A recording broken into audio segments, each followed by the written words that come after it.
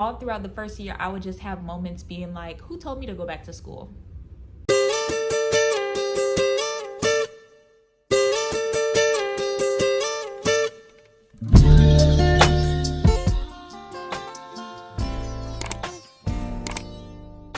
Hey y'all, it's your girl Bree. If you didn't know, now you know, and I'm back again with another YouTube video. As you can see from the title, I wanted to talk about my first year experience in graduate school, give y'all a rundown of my journey, like what got me here, what's my experience, what the workload is like, all of that jazz. So if you're interested, make sure you like, comment, and subscribe, and let's get into it. This is my fourth attempt at making this video. Boom, let's talk about it. Okay, so I'm in graduate school right now. I'm going into my second year. Right now I'm in my summer semester. So I did fall, spring, summer. I'm studying public health. So I'm getting a master's in public health, MPH, and I'm studying maternal and child health. So first of all, what is public health? That's all about like disease prevention. So public health under the big umbrella is all about like disease prevention, health promotion, all of that good stuff. My journey to this graduate school program. This is the quick rundown of what got me here. In undergrad, I was originally studying nursing, and then I changed my major to health service administration. Health service administration is basically all about the quality of the healthcare that you're receiving.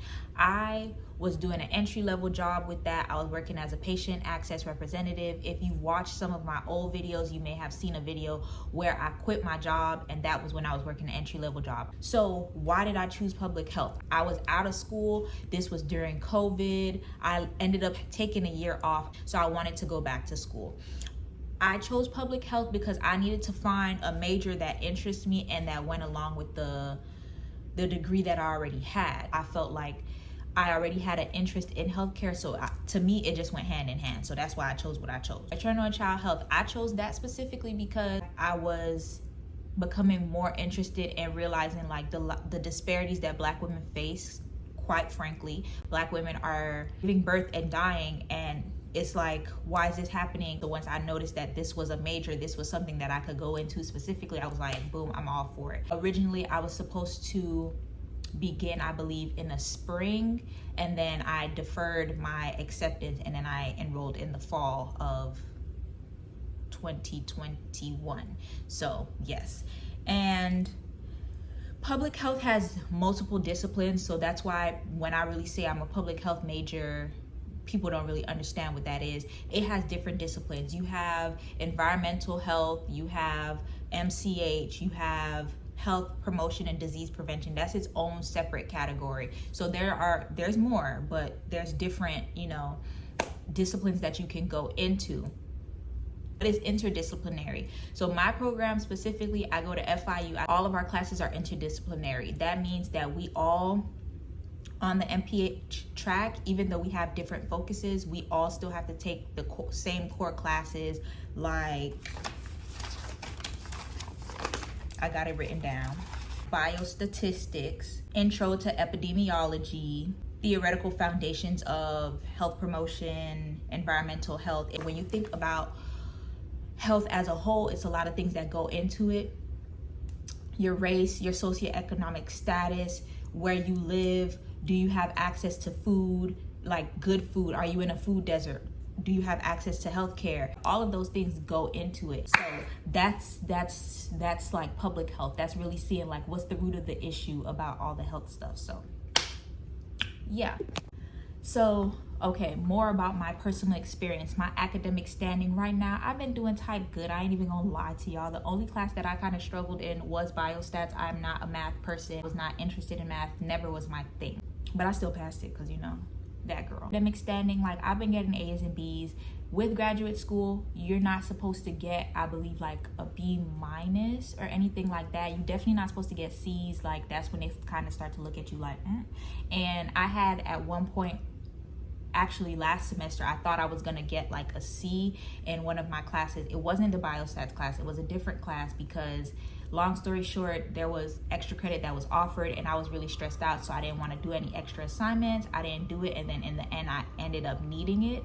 But I asked the professor if I could still do that extra credit in the end because I was like, I'm in trouble, sister girl. So she ended up letting me do it, and then boom, I went from a C to an A because at that point in the class, I had already had a B, but then it like dropped me down, and then, you know, so that's my academic standing. For the most part, I've been getting A's and B's. I just had a little bit of trouble because I was a little bit stressed out. And that's another thing about the personal experience for graduate school, because right now I'm 23. A lot of people, when you think about graduate school, at least when I used to think about it, it would be people that like are settled down, they have families and everything, and they're like, you know what, me, I want to go back to school. And then it's like a whole thing, you know, like that's how you see it in the movies and the TV shows. I had to realize like a lot of the people in my classes were older than me, like they're married, they have children, not one child, but like children plural, like they were married, they got divorced, they're deep into their lives. And I'm just like, people were telling me like, you know, for your age, you're very like headstrong, you very into this. And I'm like, yeah, I got goals, I got a track, like it's everything's supposed to go like this and that. It's a 2-year track. The program that I'm in for graduate school, it was 45 credits. You need 9 credits a semester to be full-time, and I'm doing full-time, except in the summer. You just need 6 credits in the summer. So for my program, the last thing that I have to do in my final semester is a practicum, which is basically you have to work with a company that goes along with the core information that you've learned throughout the courses. So it's just to make sure that you've gotten down all the principles of what public health is in order to really say that, okay, you've mastered public health. That's how I look at it. How do I want to navigate public health? So like I said in the beginning, I'm studying MCH, maternal and child health. So I feel like in turn, what I can do to help with this is to be a support system while they're giving birth, to be able to offer resources and stuff, because that's another big part of public health, to be able to offer resources to people because they may not know about these things. Like if you don't know these resources are available to you, you never use them. In this day and age, especially with everything that's been going on, the policing of our bodies and all of that, it's like you want to have somebody that's able to give you resources and information that you may not know about. So I was very proactive about what I wanted to do with this program, because me starting graduate school, just the way my thought process was working, I had to understand like, okay, what am I going to do with this degree? Like I have my HSA degree. What have I done with it? Okay, so now I'm going to go to graduate school. So what am I going to do with this degree? Going back to the workload, and as far as the stress, I thought I was holding myself together, but there were times that other people definitely had to tell me like, you're way more stressed out than you realize. And in the beginning of the spring, I did have my advisor, who is my professor, also reach out to me and like check in and be like, you know, how are you? Because it's never like, I never personally expressed that I was stressed out, but again, you know, people notice that, they pick up on that, especially it being my first year. And I was trying to like really just be proactive and really have my future figured out, or start to at least figure it out. It was nice to know that I had people like that would check in and be like, you know, how are you doing and everything. And also because it's interdisciplinary, you have a lot of people that you end up taking the same classes with, even though they're not on the same track as you. So they're like, oh yeah, I remember you from this class or whatever. And then you can kind of share notes, you can study together and stuff like that. So the support is there. And that's a big part of it, because if you don't have a support system, ooh, this sunset lamp hitting, y'all. Anyways, if you don't have a support system at home, it's good to know that at least in the program you have it, because I've definitely shared with people that like, oh, I'm taking this class and it's kind of difficult for me, and they're like, oh, I took this class already. So it's good like when you can have somebody to share your notes, because it might not be clicking in your head, you know, and they might be able to be like, okay, well, this is how I studied it, this is how I looked at it, you know. So that it's not I was stressed out, I am stressed. I'm trying to stay on track of things more carefully, because I've noticed how it can really be my downfall if I don't. March time, my mind was just, I was checked out.